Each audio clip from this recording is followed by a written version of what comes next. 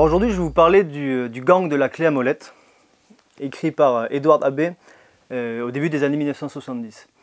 Ce roman aborde la question de l'écoterrorisme dans une Amérique gangrénée par les chantiers et puis la destruction d'espaces protégés.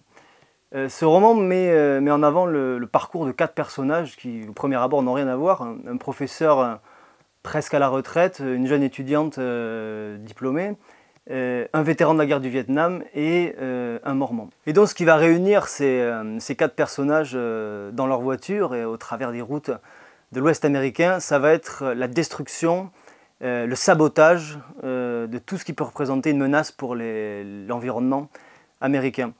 Et j'ai beaucoup apprécié les descriptions de sabotage de machines, de destruction à l'aide de clés à molette, de bâtons de dynamite, de pelles, de pioches, qui en fait retracent quelque part ce road trip.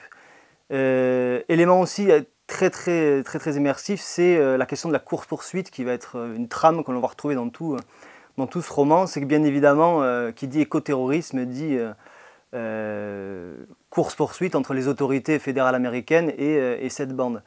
Et notamment avec la figure d'un shérif extrêmement agressif qui va tenter de les arrêter durant toutes leurs actions.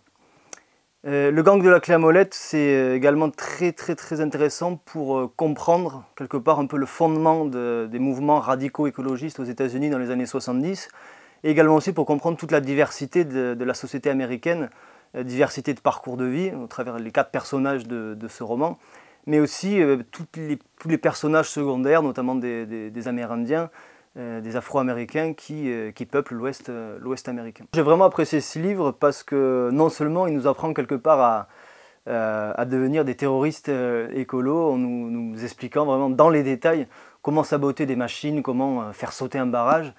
Et après avoir lu ce roman, maintenant je ne regarde plus une pelleteuse de la même manière.